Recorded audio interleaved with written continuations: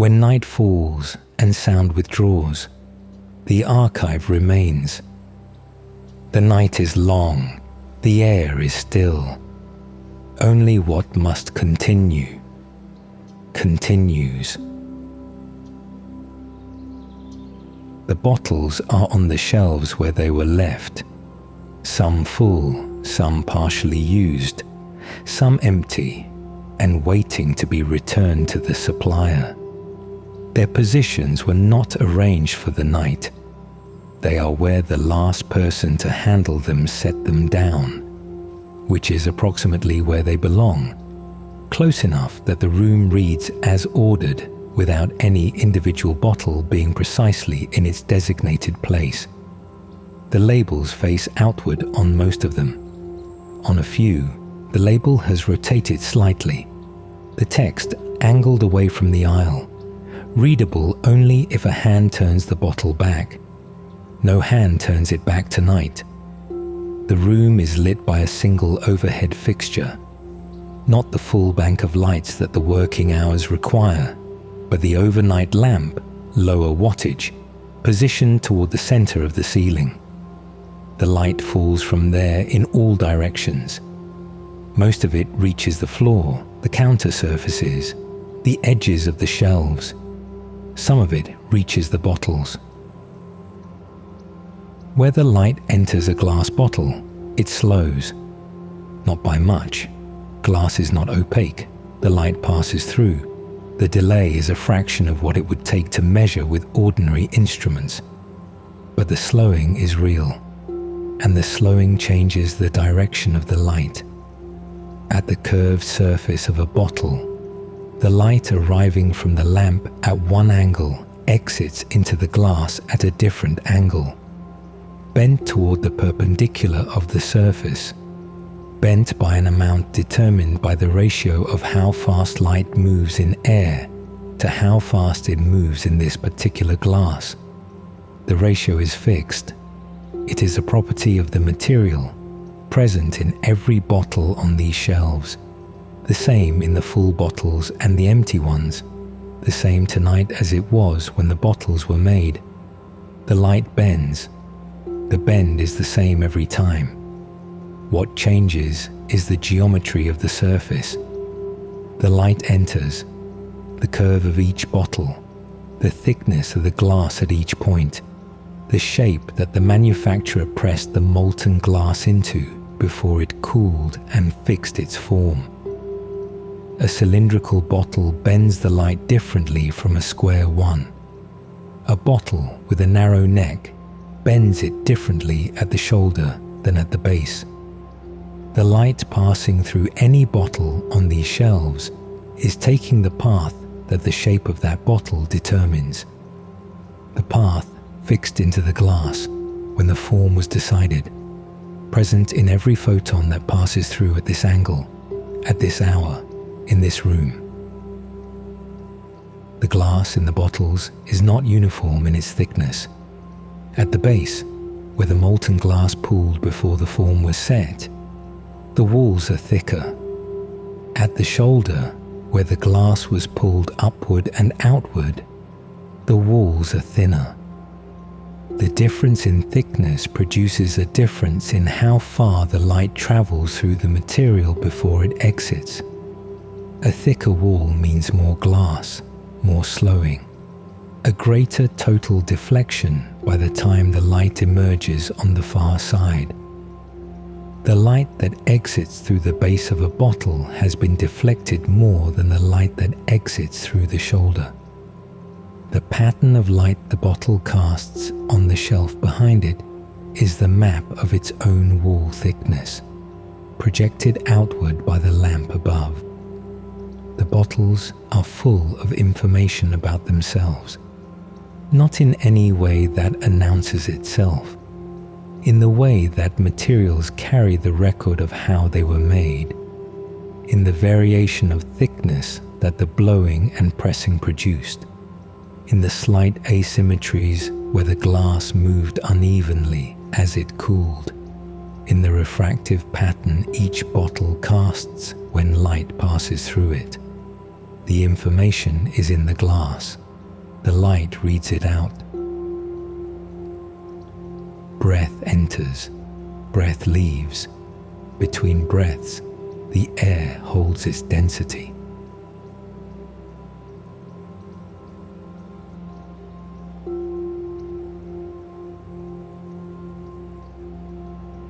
On the counter below the shelves, a graduated cylinder stands alone.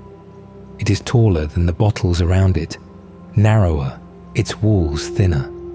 The glass is clear, no tint, no label obscuring the surface, nothing between the eye and the interior. Along one side, a column of markings runs from near the base to near the top. Lines of varying length at regular intervals, numbers beside the longer ones. The markings are not printed on the glass. They are in the glass, pressed into the surface during manufacture. The mold that shaped the cylinder carrying the negative of each marking, each line a slight depression in the outer wall, each number a shallower depression beside it. The markings exist as changes in the glass surface. Each line is a place where the outer wall is slightly thinner than the wall on either side, where the surface curves inward by a fraction before curving back. The depth of each depression is the same. The mold that produced them was made to a specification, and the specification was held within a tolerance, and the tolerance was small enough that the markings produced by this mold and the markings produced by a mold made to the same specification in a different facility would fall at positions indistinguishable to any instrument this room contains. The lowest marking is at a specific height above the interior base of the cylinder, not approximately, exactly, within the tolerance the specification permitted. The marking at 10 milliliters is at the height where 10 milliliters of liquid in this cylinder with this interior diameter reaches. The relationship between the marking and the volume it indicates was established when the cylinder was calibrated, and the calibration holds as long as the glass holds its shape, which glass at room temperature and ordinary pressures does indefinitely. The cylinder has not been used today. The marking at 10 milliliters is at the same height it was yesterday and the day before and the day the cylinder arrived in this room. The markings are where they are whether or not anyone is reading them. The cylinder has not moved since it was set down. The marking at 10 milliliters is at the height it was at when the cylinder was calibrated, which is the height it will be at tomorrow, which is the height it will be at in 10 years if the glass remains intact. The calibration does not require use to persist. The marks do not require a reader.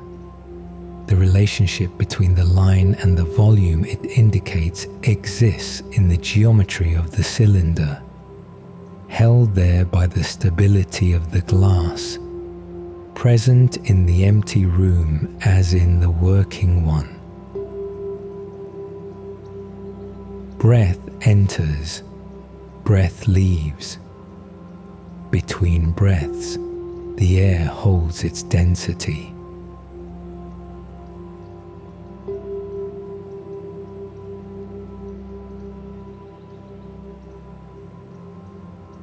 In the drawers below the counter, the tablets are in their trays.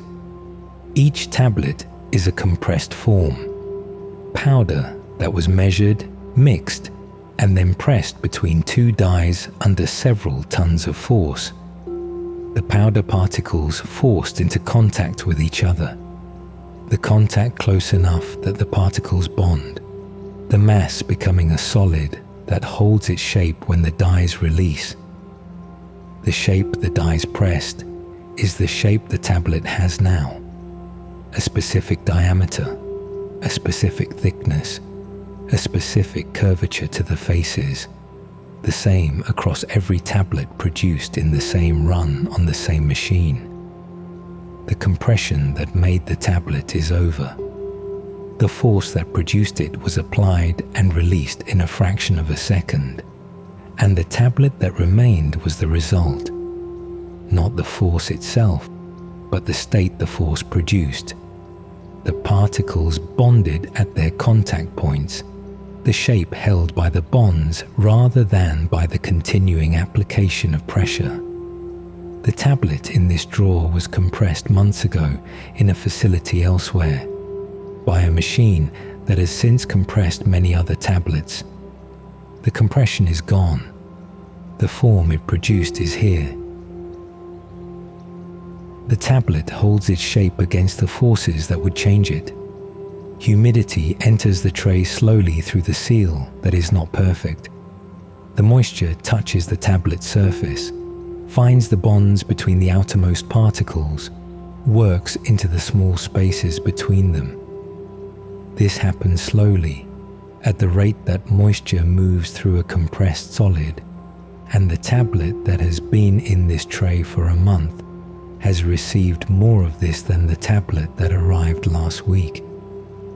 The outer layers of the older tablet have softened fractionally, not visibly, not in any way that the tablet's function requires concern, but present as the slight difference in resistance that a fingernail would find pressing into the surface of a tablet stored for a long time versus one that is fresh. The form holds. The surface is not what it was. Both are the tablet, the shape the compression fixed, and the surface that the months since have worked on. The interior still at the density the dyes produced, and the exterior at the density that time and moisture have brought it to. The tablet in this drawer has been here long enough that it is not only what the machine made it, it is also what the drawer has made of it, slowly in the time since. Each tablet in the tray is at a slightly different stage of this. The tablets toward the back of the tray have been here longer than the tablets toward the front. The front replenished most recently, the back the oldest stock. The arrangement a consequence of how the tray is filled and emptied over time. The tablets at the front and the tablets at the back are the same tablets, made in the same run on the same machine. What differs is the time each has spent in the drawer since arriving. That time is in the surface of each tablet, invisibly, as the current state of the outermost particles and the bonds between them. True wisdom cannot be captured in words. It is found only in the silence between them.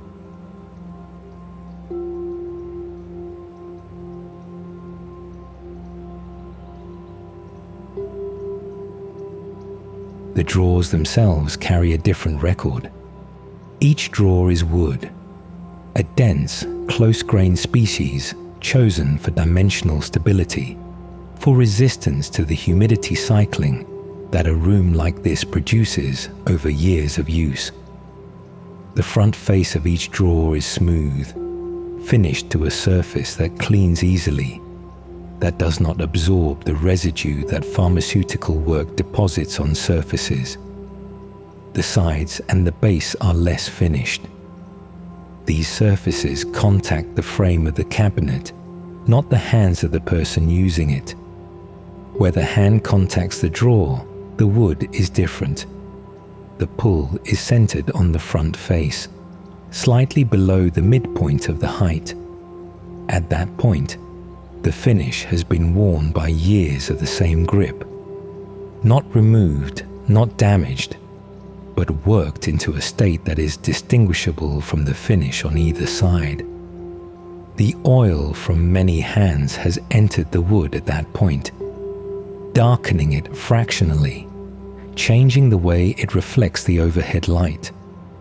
the surface that was finished to the same specification as the surface around it, is no longer the same surface. It is what that specification produced after years of the same contact in the same place. The wear is not uniform across all the drawers. The drawers at counter height show more wear than the drawers below the counter. The ones that require bending to reach, that are used less frequently because their contents are less often needed. The most used drawer, the one whose contents are reached for many times each day, has a pull surface more worn than the pull surface of the drawer beside it, which holds something retrieved less often.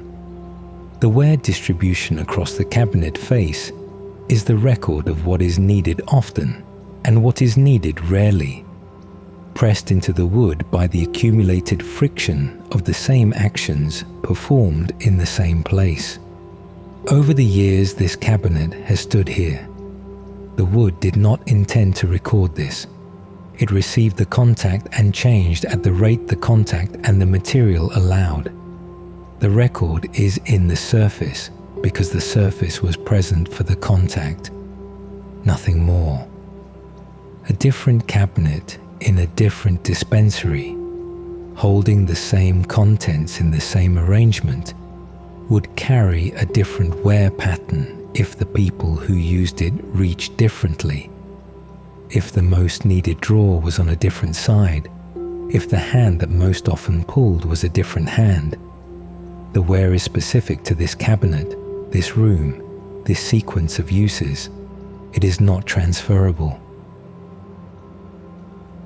Breath enters, breath leaves. Between breaths, the air holds its density. True wisdom cannot be captured in words. It is found only in the silence between them.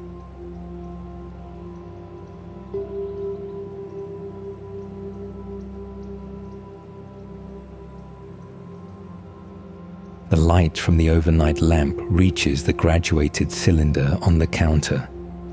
It enters the glass at the curved surface, bends, passes through the interior, which is air at this hour, no liquid, and exits through the opposite wall, bending again, arriving at the counter surface below the cylinder as a widened, redistributed version of the light that entered. The cylinder has acted on the light the way its shape requires, bending it at entry, bending it again at exit, the two bends determined by the curvature of the walls at each point. Where the light exits through the marked side of the cylinder, it passes through the depressions. At each marking, each line pressed into the glass surface, the wall is slightly thinner, the curvature slightly different, the bend slightly changed. The light that exits through a marked line exits at a marginally different angle from the light that exits through the unmarked glass on either side. The difference is small. Its effect on the counter below is a faint patterning, the markings casting a shadow not of darkness, but of slightly different light, the intervals between them reproduced on the counter surface at a scale the cylinder's distance from the counter determines.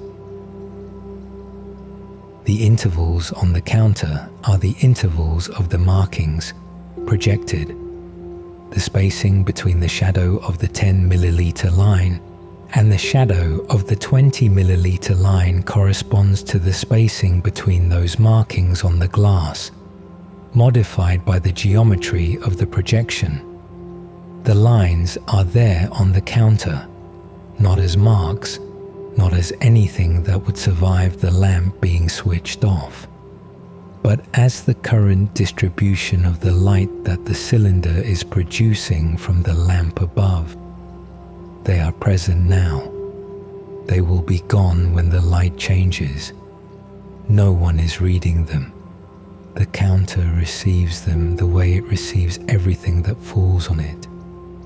without registering, without holding, the light present at the surface and not in the surface, the markings reproduced in light on a material that doesn't record light. The graduated cylinder stands between the lamp and the counter, doing what its shape does to the light that passes through it, producing on the counter the pattern that its geometry and the lamp's position determine.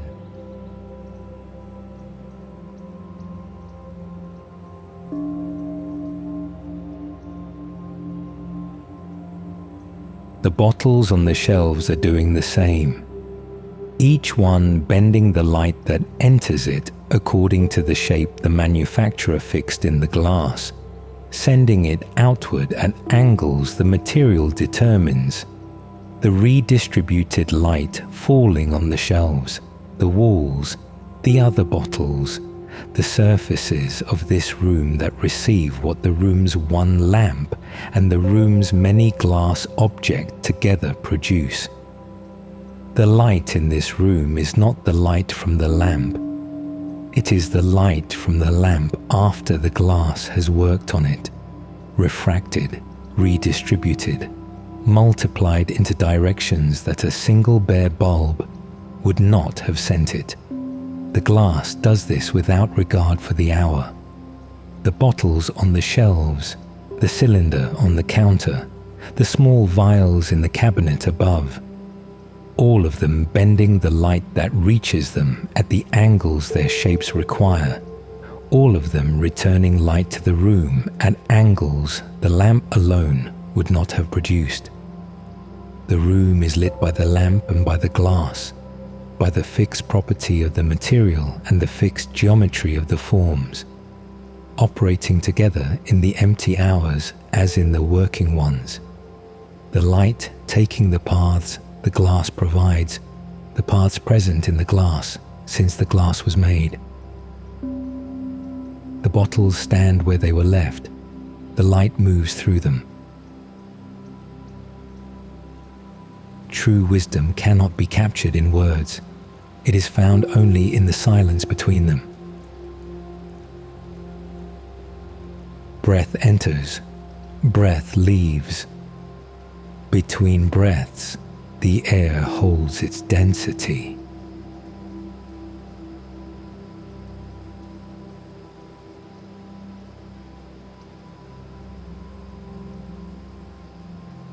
When night falls, the archive remains.